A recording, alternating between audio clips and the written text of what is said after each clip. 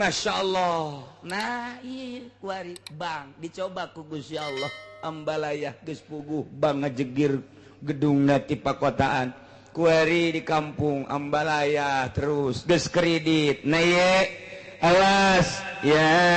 ayyuhalladzina amanu hai jelema nu ariman ka Gusti Allah rek larek rek awawe layabluwannakumullah yakin Allah bakal nguji ka aranjeun ka babisain ku kreditan tanaluhu anu bisa babari dicekel aidikum ku leungeun daratang sorangan kredit teh ka imah dek ngredit mobil datang dek ngredit motor datang diangsong-angsongkeun ka imah komo ai gincu mata madu geus das ayat ieu nuluykeun ayat anu kamari ngan patalina ayat ieu jeung cobaan-cobaan terhadap manusia. Manusia di zaman Kangjeng Nabi Adam datang ke saah ieu bahkan terus datang ke akhir menjelang kiamat. Terus baik berputar ku Gusti Allah teh dicobangan bahasa dicoba teh ya jang urang padahal Allah mah atuh teu kudu nyoba ka urang sebab kaweruh kanyaho kauninga geus aya di Gusti Allah mun dicoba kuat jeung henteu napan geus apaleun Gusti Allah mah mukmin jeung kafirna Gusti Allah geus apal kuat jeung teu kuatna Gusti Allah mah geus apal janu nguatkeun jeung nu henteu nguatkeun pan Gusti-gusti keneh deuk kumaha ge nu soleh jeung nu toleh atuh pan geus apaleun janu nyolehkeun Gusti Allah nu nolehkeun Gusti Allah aku make dicoba jang urang geus bahasana sanajan nyalandek ka Gusti Allah nu dimaksudna maka urang ieu bilagah ngaran istimewa supaya kaharti ku urang kabehan sebagai makhluk anu makhluk teh pan dititah ibadah ka Gusti Allah wa ma khalaqatul jinna wal insa illa liya'budun. Emang dek dicoba kumaha kitu ieu ku Gusti Allah dicoba teh lantaran kahirupan urang Arab wakana sayd kaayaan buburon eta ngajadikeun kitu adatal Arab ngajadikeun kitu ma'ais li arabil aribah atau li arabil uraba artina kieu urang Arab teh kahirupanna teh ngabuburon kaleuweung mawa panah mawa pedang manuk diburon ku manehanana aya uncal kemudian aya berbagai-bagai hewan teh dibuburon dijual ka pasar tah kahirupan urang Arab baheula di zaman jahiliyah datang kamer ka Kangjeng Nabi tah eta teh kos kitu kahirupan maisahna jadi mayoritas urang Arab teh maisahna kahirupan perekonomian ieu adalah buburon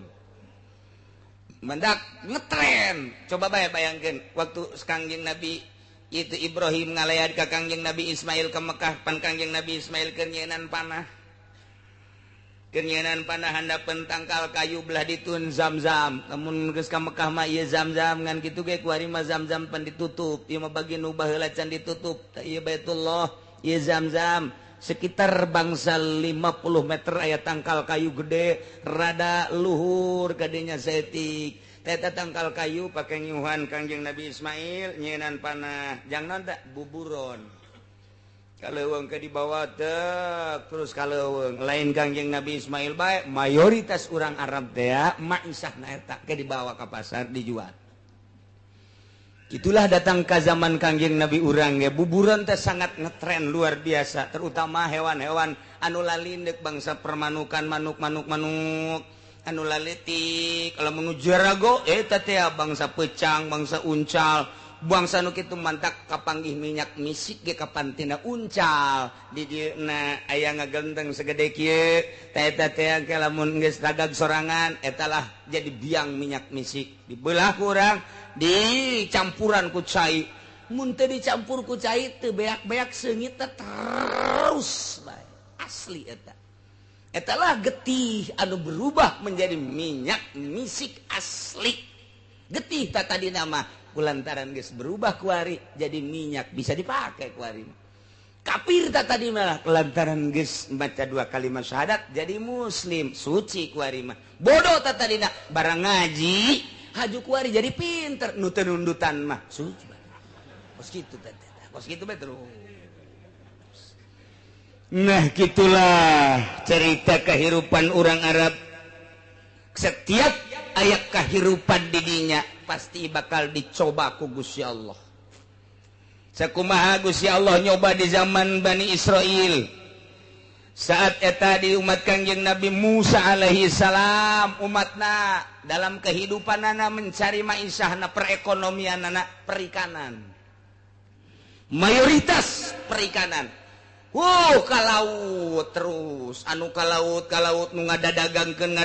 nu ngider etalah di zaman Kangjeng Nabi Musa adalah perikanan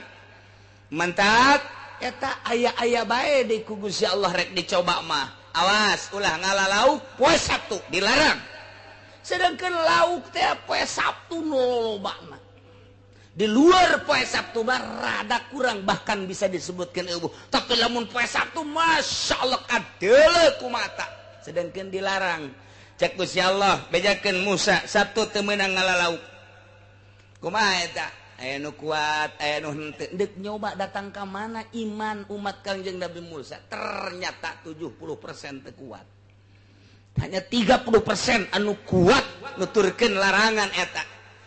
aya nu ngahela Musa bejakeun ka Gusti Allah aing ngalalaukna mah kami moal poe Sabtu pasti ge Senin Salasa kan kami mandek nyeun kamalir be ti laut supaya lauk teh poe Sabtu ka ditu ka empang kami meunang tanda ulah poe Sabtu mah ulah nyeun kegiatan naon ibadah ka Gusti Allah Sabtu teh ibadahna Yahudi Sabtu ibadah ulah aya kegiatan perekonomian perpolitikan tetek cek Kangjeng Nabi Musa teu kuat teu di zaman Kangjeng Nabi urang ini adalah buburon sangat ketren maishahna teh dinya anu ngahirupkeun negara teh negara Mekah ngahirupkeun negara Madinah manusia-manusiana teh buburon kaleuweung dilarang ku Gusti Allah waktu Kangjeng Nabi aya di Hudaybiyah untuk mencoba kekuatanana jeung dideuleuh keimanan manusia datang ka manda sieuna ka Gusti Allah anu Maha Gaib coba turunlah ayat ieu يا أيها الذين آمنوا ليبلونكم الله بشيء eling-eling jelema anu arariman mukminun mukminat yakin jelas pasti layabluwannakum Gusti Allah bakal nyoba ka aranjeun kabeh bakal nguji dek di dalam mana nu kuat mana nu henteu kudu loba diujina teh kudu keur digeluti ku manusia saat eta ge hanya bisaim minasaid hanya sakadar tina urusan buburon ieu teh ngabahasakeunana Gusti Allah bisain make isim nakiro teh kapan maedahkeunana bisa kana umum kebelah dieuna mah bisa maedakeun kana tahkir bisa maedakeun kana hina berarti ngabuburon teh usaha anu hina sanajan bisa ngahirupkeun dina perekonomian Mekah saat eta tapi usaha eta teh termasuk usaha anu hina ngan sakadar ngalah hewan ngan sakadar ngalah kitu uncal jeung sajabana kemudian dijual ku Gusti Allah teh dilarang lantaran eta perusahaan anu teu pati bagus nu hina geus kabahasakeunana ge make naon kitu ngaranna bisain bisain teh isim nakirah teh maedakeun kana tahkir perekonomian anu melalui hewan eta adalah syai'in minas syait artina hina ieu buburon teh dilarang ku Gusti Allah awas birusulihi kiriman-kiriman Gusti Allah pan aya hewan mah teu bisa dikembangbiakeun ku urang lantaran sanajan dikembang biakeun ge kadang-kadang panyakit da teu gawawa geus dikirim bae ku Gusti Allah gunung anu breng manuk pinuh gunung anu uncal leuweung anu gitu embe gunung anu terus bunding gunung anu sapi leuweung himar ta eta teh birusulihi lakum dikiriman ku Gusti Allah hewan-hewan per gunung per leuweung per daerah geus engkena bisa kieu gunung anu oh berarti dek ngala uncal ieu panahna gunung anu oh berarti dek ngala manuk ieu panahna ieu alatna dek anu oh berarti dek ngala sapi liar maka ieu alatna geus diterap-terapkeun ku Gusti Allah nah ieu lah ku Gusti Allah bakal dicoba bisain birusulihi lakum dikirim ku Gusti Allah tapi kuari dek dilarang ku Gusti Allah tanalu aidikum warimahukum anu bisa benang kuleungeun lamun anu laletik manuk-manuk teh araraneh di zaman hari tamah keur encan dilarang mah ku Gusti Allah teh tetep bae kudu dibandring tetep bae kudu dijaring tetep bae kudu dileget barang ku Gusti Allah dilarang mah masyaallah eta manuk teh halal liberan di luhureun hulu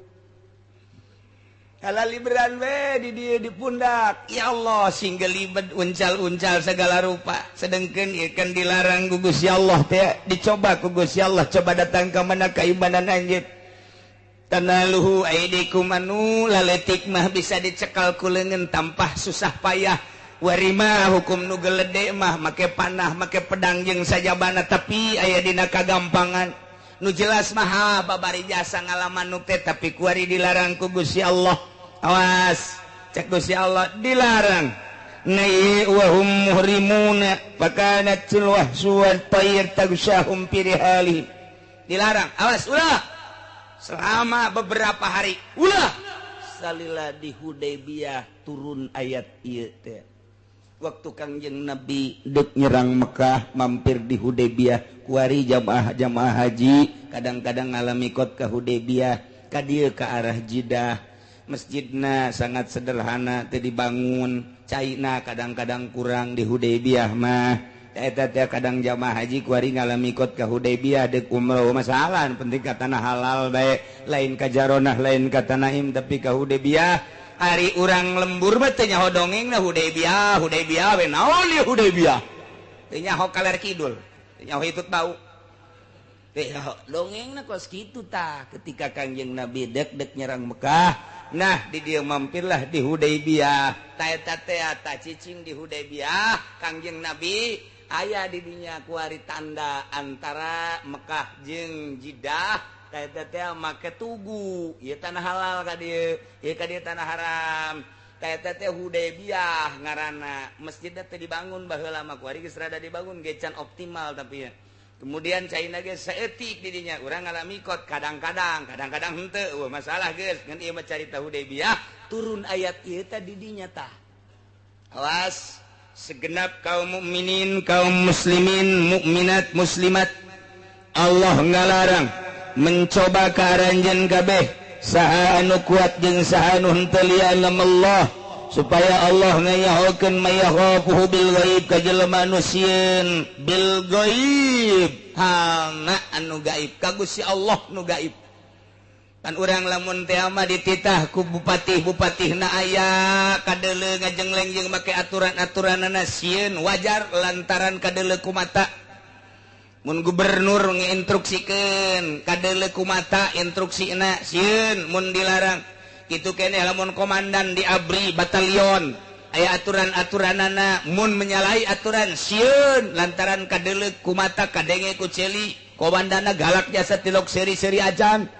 kitu keneh di kepolisian atawa aturan-aturan di organisasi urang teh bisa sieun lantaran kadeuleu kuari mah urang diinstruksikeun ku Gusti Allah haram halal meunang henteu sunah makruh bari Allahna teu kadeuleu tah deuk muji Allah teu kadeuleu nu ngainstruksikeun deuk datang ka mana nurutna diuji ku Gusti Allah nu mentak di dieuna lialam Allahu ilma zuhurin cek Imam Jalal ya Allah mages apalin lialam Allah ngarah Gusti Allah teh apalin ieu teh ilma naon ilma zuhurin berarti goyahna jang urang ai ilma zuhurin mah ya Gusti Allah Bapa geus apalin nu mukmin jeung nu kafir atuh memang lang Gusti Allah atuh Allah Maha uninga anu ibadah jeung nu teu ibadah Allah teh kapan apaleun janang Gusti Allah nu saleh jeung nu teu saleh nu toleh atuh apaleun janang Gusti Allah ieu sagala rupa boro-borona naon lahir urang jeung maut urang geus kajahoan ku Gusti Allah janang Allah ieu atuh maka dicoba kuliah lama oh Imam Jalal Said mah di dieu make ilmu zuhurin maksudna Allah dek nyahukeun teh ilmu zuhur supaya lahir ebreh ka manusia jadi lain ka Allah ngan disalandekeun ka Allah supaya kanyahoan ku maraneh kabeh wahai para manusia saha anu iman jeung saha anu teu iman ka Gusti Allah saha anu kuat iman jeung saha anu teu kuat ka Gusti Allah na ieu teh jang aya lanjut bisa kadeuleu khususna halayak rame umumna ka Kangjeng Nabi Muhammad deuleu ku anjeun instruksi ieu saha anu kuat jeung saha anu teu kuat begitu truk diinstruksikeun manu kalali berdiluhureun sirah sedengkeun haram uncal-uncal embe-embe sing haliwir dihareupeun digigireun gitulah Allah teh setiap dek nyoba teh aya di dinya barangna aya nu ngintip bae Muhammad ayo emang kurang itu ingin bae pokona mah aya Muhammad mah deuk diala bae lau manuk ieu waduh mun ku urang dijual manuk itu tuh hijina ge sakitu mun urang menang 10 mun 100 geus muji kitu bae cek nu sareng deh ulah kitu tetep bae lain ka Muhammad mah instruksi doang kanu mah gaib lah Allah mah teu kadeuleu ieu urang Arab ge kos kitu urang Arab tah urang Arab ge saru teu kadeuleu aing mah asal ku Muhammad bae ulah kadeuleuna izin aing ku Muhammad mah tapi lamun ku Allah mah pan Allah mah teu kadeuleu gaib Allah mah ya urusan urang jeung Allah waduh itu tuh embeleuweung waduh ngabring gitu tuh sabaraha tuh waduh aya 20 hijina sabaraha waduh lamun 20 waduh Muhammad ayo tole ulah sok kitu ge Muhammad nyahoon eta hampir urang Arab nguji kitu kabeh hampir teu kararuat masyaallah teh ketika diuji kitu teh hampir teu kuat nah kuari dek we riba kredit saha coba kuari di imah mana anu henteu ngridit di imah mana anu henteu boga TV iya dicoba ku Gusti Allah saat babari jasa baheula mah urang deposito ka bank ke anakan atawa ayeuna mah urang nunda duit kemudian cokot bungana baik eta teh gitu tabungan khusus atawa memang nyimpen bae geus kadeuleu bungana per bulan mun sataun wah bisa ngundak-ngundak jeung tambah-tambah kuari mah urusanna urusan kredit aduh meuli motor cukup bae kamari ieu mah 2 juta DP kabelah dieuna 1 juta DP kabelah dieuna 500 DP per detik ieu 100.000 DP hutang 100.000 ge hutang dek kumaha deui coba mulai kuari diharam-haramkeun ku kiai nu kamari diharamkeun ya kiai na ge ngridit ieu kiai na ge sukut kuari no comment geus teu loba omong kiai mun eta ngridit haram eta cek kiai mah haram lah teu teu kumaha eta bae janganana ngridit kijang ban Kiai deposito si haram dan mengenai bayar lama kiai itu haram tapi tepatlah tu kumaha urang baiknya nana sok diberepan ku bos. Di kumaha beresna, tak iya dicoba.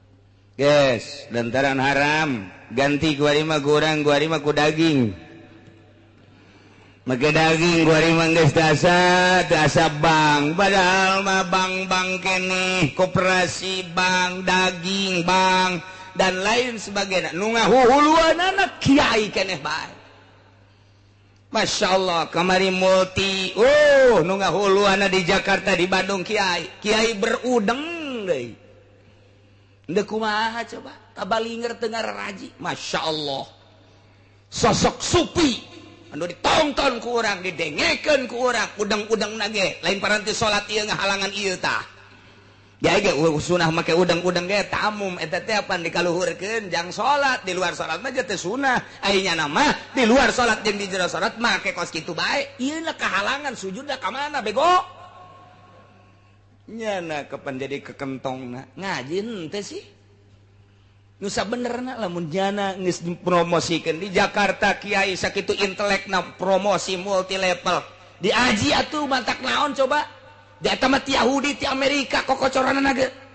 mantak naon we di takrib bae teu bisa dilaksanakeun ulah atuh atau urang atuh nyeun sakup urang gedekeun ku urang ulah ngagedekeun batur otakna diteundeun di dengkul lantaran ieu mah bang ieu mah lain baca tuh baca ku mata nu jelas besi dikerebekeun ka di neraka Masya Allah nah iya kuari bang dicoba ku Gusti Allah ambalayah geus puguh bang ngajegir gedungna ti pakotaan kuari di kampung ambalayah terus geus kredit nah ye awas ya ayyuhalladzina amanu hai jelema nu ariman ka Gusti Allah rek larek awawe la yabluwannakumullah yakin Allah bakal nguji ka aranjeun ka babisain ku kreditan tanaluhu anu bisa babari dicekel aidikum ku leungeun daratang sorangan kredit teh ka imah dek ngeridit mobil datang dek ngeridit motor datang diangsong-angsongkeun ka imah komo ai gincu mata madu geus das wari mah hukum nu galal de mah urang kudu lempang ka ditu tapi tetep bae babari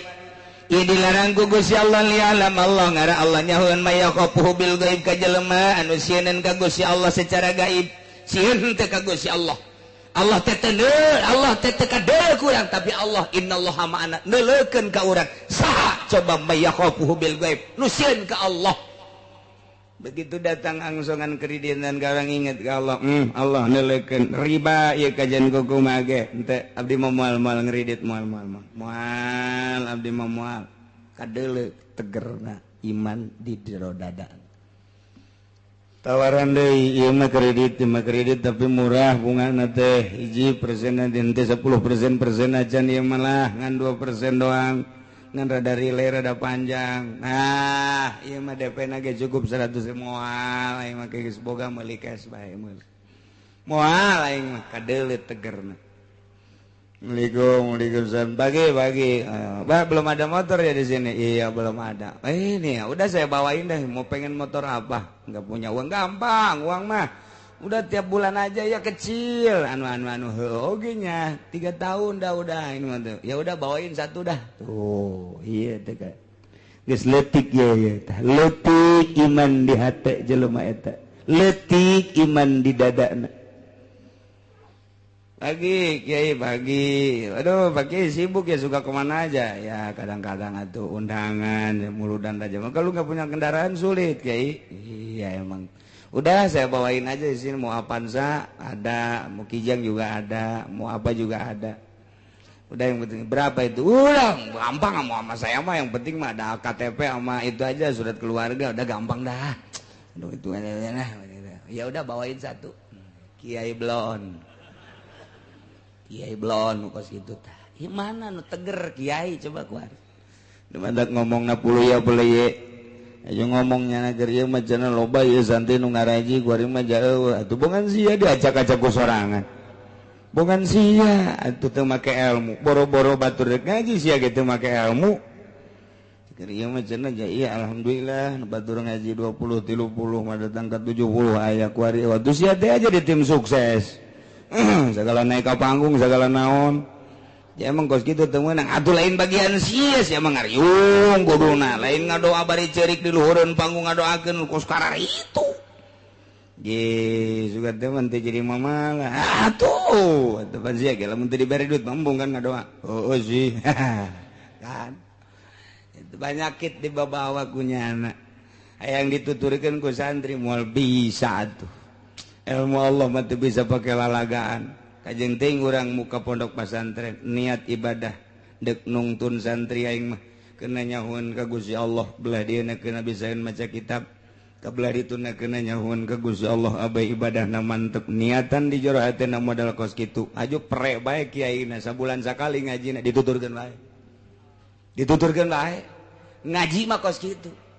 tapi lamun urang geus mengkol tidinya mulai ngeridit hayu ti atut hayu ti WH hayu geus ti mana bae geus hayu ceramah hayang cawambon melulu moal dituturkeun.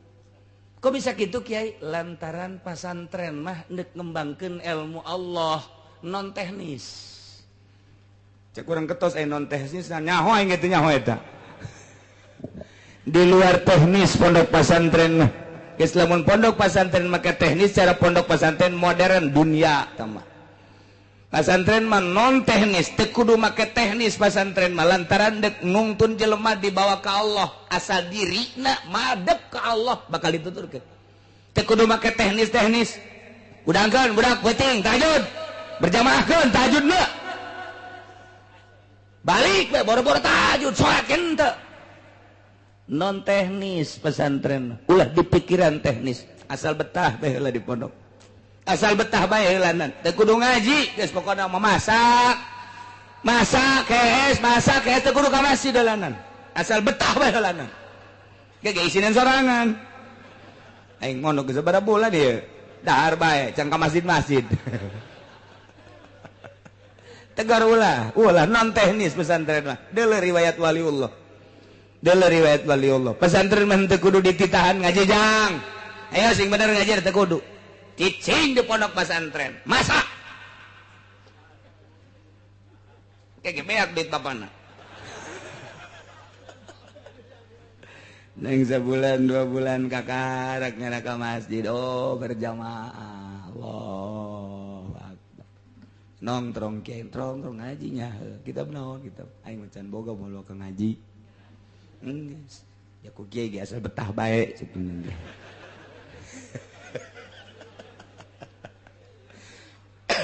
teu aya aturan ngaji teu aya aturan sing ade ulah salah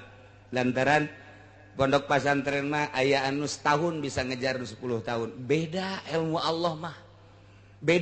mah dikejar sabulan bisa mengejar pelajaran 10 tahun gitulah ieu Allah lamun geus mere ilmu ka hiji santri masyaallah eta mah make teknis kitu modern tah mah di mustak kita mudirun tah mah moborot pondok pesantren mah tiba heula ge. Sok kira tiba heula ge santri botakan kos du frustasi. Ka masjid. Ka beladi dah geus embungnya seuh. Embungnya seuh bau. Geus kos kitu bae. Mun babaturan saya eta tanya satu kumaha aing bae. Sapir ka Allah. Ka Allah mah tuh kudu bisa seuh. Kecuali di mall ka Allah paling jeung ngabatur aing jeung sia sih gitu loknya seuh geus atuh bararu bentek eueuh masalah dahar teu puguh waktu emang santri puguh waktu atuh henteu coba bapak-bapak ibu-ibu datang ke pesantren Cilok jam sabaraha bae aya bae nu masak jam sabaraha bae aya nu masak subuh aya nu masak jam 7 aya nu masak jam 8 aya nu masak jam 10 aya nu masak jam zuhur kiai ka masjid nyana masak asar batur ngaji nyana masak peuting waya istirahat nyana masak keneh bae aja dicarekan ku kiai na dolah emang kos kitu pondok mah bebas di pondok aja salah cenyahoeun KBG ka rahasia pasantren inget awas nu dek diturunkeun ilmu ulama wali-wali Allah ditarimana kudu nu bersih teu meunang aya paksa-paksaan kudu nu loyog nu rendah hati anu bener-bener endek nu mantak lamun teu betah ku teu betahna bae ge teu boga bagian teh budak ilmu kawalian teu betahna bae anak di pondok pesantren teu boga bagian ilmu kawalian ku betahna bae ge teu bisa ngaji wali eta budak mun bapak mah santrenkeun anak dihitung ku ari geus 10 tahun padahal teu bisa ngaji ulah dikukumahakeun geus jadi wali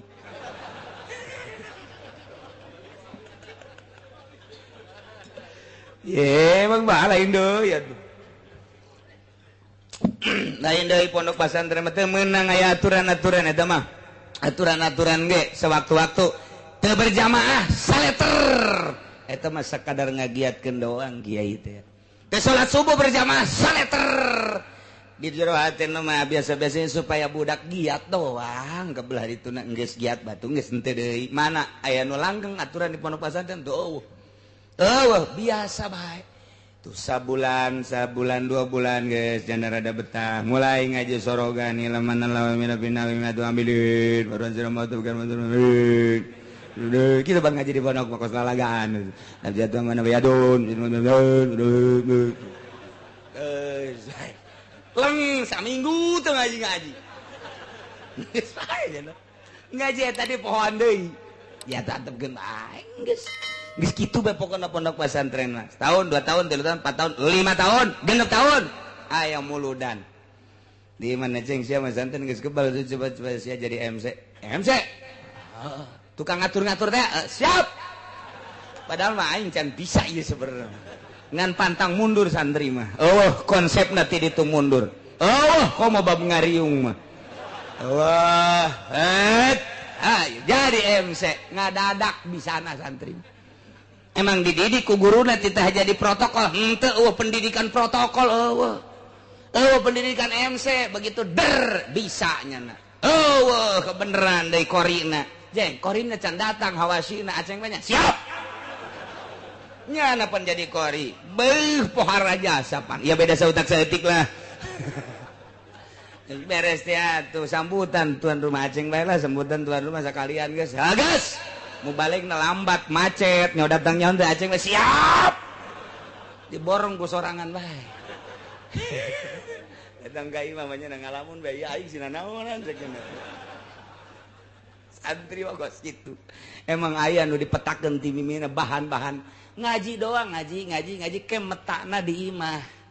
kabeh santri mah kos kitu tidok aya coba ayeuna pipidatoan eueuh ti dituna coba kokorian eueuh ti dituna kumaha prakna bae tuh kakarak dirinya mikirnya berarti iya nu kapake ye di lembur teh karak nya mikir saeutak saeutik der bae geus 10 tahun diustadkeun tad kemana tad ulah marah emang gitu aduh aing naik jadi ustad dia isuk dad kemana orang nonton bola yuk siap ustad bae wae nonton bola menonton bola bae da ustad tah santri mah non teknis kajian gedeng teu meunang terus bae kiai na ngaji bae lillahi taala teu meunang marah ka santrina teh ai lain boga maksud tertentu mah kecuali boga maksud tertentu ngadidik ku cara marah masalah breng 10 tahun 15 tahun kadeuleuh ku ari padahal mah di pondokna tilok ngaji tapi di imahna masyaallah kapake tuh cek lembur teh ajang ulah ka mana nya ieu masjid dia jauh deui di kokolot teh aing dikolotkeun burung jeung nya nya hatena seserian siap sapira jadi imam santri ogos kitu nun teu maju kabeh ge maju dak di Jakarta coba nu nyekel masjid pondok pesantren naon kata musola santri salap mayoritas hampir 70% Jakarta nu aya di masjid urang Pandeglang urang Serang urang Tangerang salap di Bandung sarua bae masjid-masjid dicekelan ku bangsa nu keluaran lain salap masyarakat teu narima heran dipaksakeun ge lain bae cak teh lain kos kitu lain tapi lamun kaluaran salap masyaallah salah sautak saeutik mah geus maafu naon eta teureuna basicna awalna memang maksud ibadah jadi ngeunaheun dibawana endek ibadah dibawa kudu sok ibadah nikmat tapi lamun masyarakat dek ibadah dipimpin kudu lain ibadah duduiteun lain deui bae hatena jadi teu sapagodos antara masinis jeung muatan lain deui sakitu hebatna capetang nya teh lamun khutbah capetang hate teh lain deui bae kunaon ya maksudna lain deuk ibadah lantaran santri mah didik nedek ibadah ngeunah eta mah variasi doang berkat-berkat mah kos kitu mah ibadah tuh mata pondok pesantren mah teu bisa kitu geus lamun kiaina mah hiwal jadi tim sukses di partai misalnya Kiaina milu di Golkar sabaraha Kiai nu runtuh Tangerang Serang Pandeglang teu kudu ka Jakarta teu kudu ka Jawa Tengah Jawa Timur ambuk naon eta niatanana geus lain deui ka Allah deui tah mantak sing hade ieu kredit ieu panyakit ka kiai kamari mah cenah aya nu nuturkeun aing ngariung ge di onang kuari henteu atuh sia teh kuari mah geus boga apaan sana ngredit goblok kamari mah ku masyarakat teh punten mama kuari mah punten mama nu kan aya kanan kuari mah geus di luar nyaritakeun nah lain kiai teh mah kos kitu ngredit lain kiai teh mah nya mah jangan doana ge tim sukses lain kiai di satu kangeun mah kos kitu beda geus teh nyambung penyakit dibawa ye la yabluwannakumullahu bisyai'im minas sayd Gusti Allah teh nyoba ka ahli Mekah ka urang Arab lantaran kehidupan urang Arab teh ngabuburon dicoba ku Gusti Allah supaya ulah ngabuburon kebenaran harita teh keur ari ihram mereka Mekah wa hum muhrimuna jan selanjutna ge lain keur ihram ge ieu teh tepati bagus sabenerna mah dina kahirupan Maisha teh urusanana ngabuburon kurang bagus nu paling bagus mah tani nomor kedua dagang eta nu paling hebat mah Maisha nomor kahiji tani nomor kedua dagang geus sakitu dagang nage sing hade deui tani nage sing hade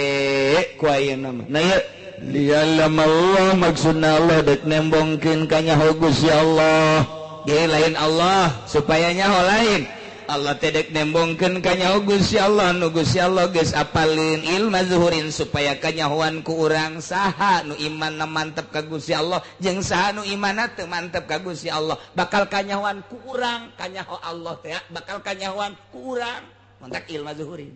ya Allah setik mantap mayakhafuhu bil ghaib begitu diharamkeun titah ulah ngabuburon saat harita teh awas sing ade lamun masih kene aya anu ngarumpak larangan faman yatada ba'da zalika falahu adzabun alim sahabai jelema anu ngaliwat batas takabur berarti tina sabada dilarang ku Gusti Allah teu meunang ngabuburon ai prak nyana pasta dahu terus bae nyana ngabuburon padahal mah geus dilarang ku Gusti Allah berarti nyana teh teu ngadeye kana larangan Gusti Allah ieu mah awas diancam ku Gusti Allah falahu adzabun kuari geus dilarang ku Allah ku Gusti Allah bang bunga bang haram kredit haram tapi nyana terus bae berarti tada teh pamani tada sahabai kiai pamani tada sahabai ustad pamani tada sahabai tokoh pamani tada sahabai masyarakat mukminin mukminat sahabai anu ngaliwat atas takabur berarti geus diharamkeun kredit diharamkeun buga bank terus bae cak Allah falahu adzabun siksa wae tinggal nyaritakeun siksana apakah di akhirat apa di dunia kila cek sakaol mah di akhirat siksana engke bakal dibeuleum ku Gusti Allah dikerebekeun ka neraka jahanam naudzubillah min wakila cek sakaol mah fid dunya wal akhirah minimal jelema anu ngridit jelema anu ngadahar riba bakalna diberena hamwal hazan bingung pikiranna bingung nomor kedua gede beteng betengna gede lain gede beteng ai gede beteng ngareuneuh ieu mah betengna gede beda gede beteng jeung beteng gede lain deui mun di kulon mah lamun dewetan mah nuju gede beteng di urang gede beteng reuneuh aya mah betengna gede lain deui aya ribaan dayut betengna dayut nyana mah eta teh tanda bahwa eta teh osok ngadahar riba cek nu gendut teh tapi teu ngadahar aing gendut padahal teu ngadahar ulah kasinggung untung teu bae ieu mah keur carita panyakit di dunia teu untung teu bae aing sial cenah kiai gendut jan teu aing mah bab jelema teh ayeuna sakarakter jeung satipe jelema memang ku Gusti Allah dijieun postur tubuhna kuru bae sanajan gembul ge kuru bae teh mah aya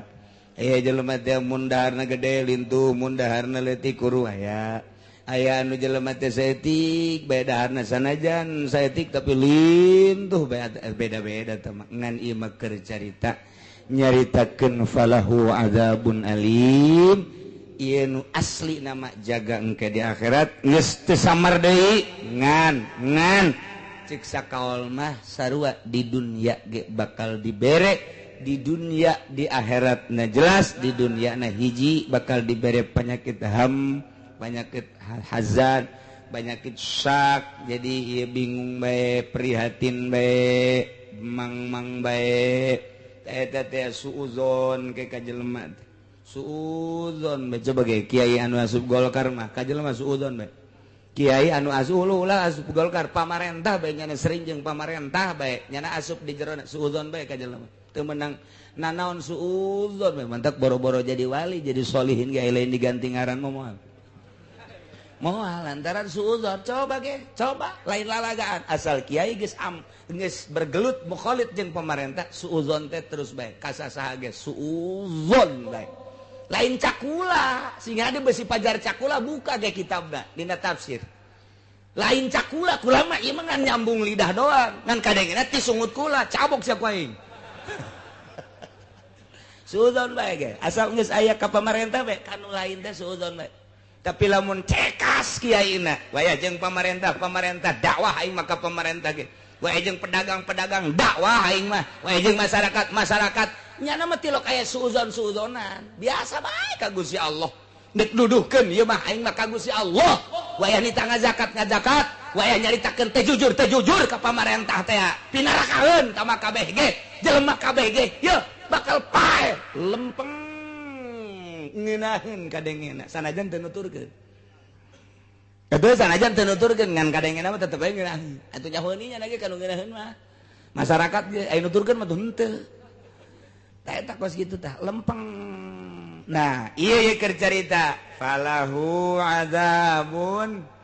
alim bakal disiksa famani tada jelema anu teu nuturkeun ka Gusti Allah pasti disiksa di dieu keur carita cobaan masalah buburon kunyana dirumpak atuh puguh ku Allah dilarang kunyana dilaksanakeun takabur berarti